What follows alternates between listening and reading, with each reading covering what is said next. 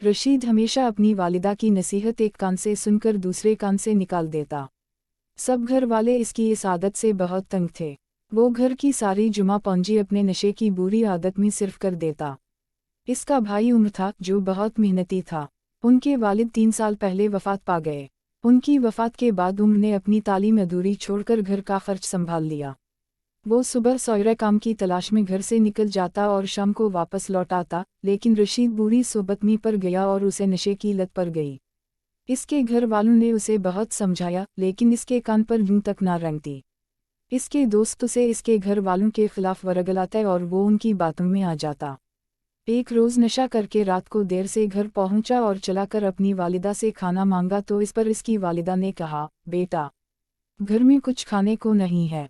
ये सुनकर तैश में आ गया, क्योंकि उसे बहुत ज़्यादा भूख लग रही थी और चला चला कर अपनी वालिदा को बुरा भला कहने लगा। उम्र ने उसे रोका, मगर उसने किसी की एक ना सुनी। उम्र ने इसके मुंह पर थप्पड़ मारा।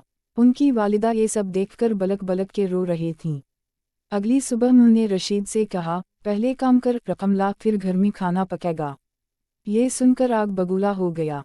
वो अपनी मुंह को धक्का देकर वहां से बाहर निकल गया।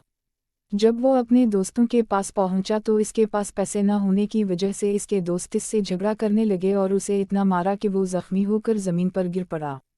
वो गली में बेहोश पड़ा था। तब चचा का वहां से गुजर हुआ। इन्होंने रशीद को इस हालत में पाया और वो उसे अस्पताल ले गए और वहां से जब इसके घर में उसकी मुंह को बताया तो वो बहुत परेशान हुई। जब उम्र वापस आया तो उसके हाथ में मिठाई का डब्बा था और वो बहुत खुश लग रहा था, क्योंकि इसकी एक फैक्ट्री में नौकरी लग गई थी। इसकी वालिदा बहुत खुश हुई, लेकिन जब उम्र को रशीद की इस बात का इल्म हुआ तो वो बहुत परेशान हुआ। अब रशीद को अपने बुरे रवैये और बुरी सोबत की सज़ा मिल गई थी। वो अब भी नकाहत महसूस कर रहा था।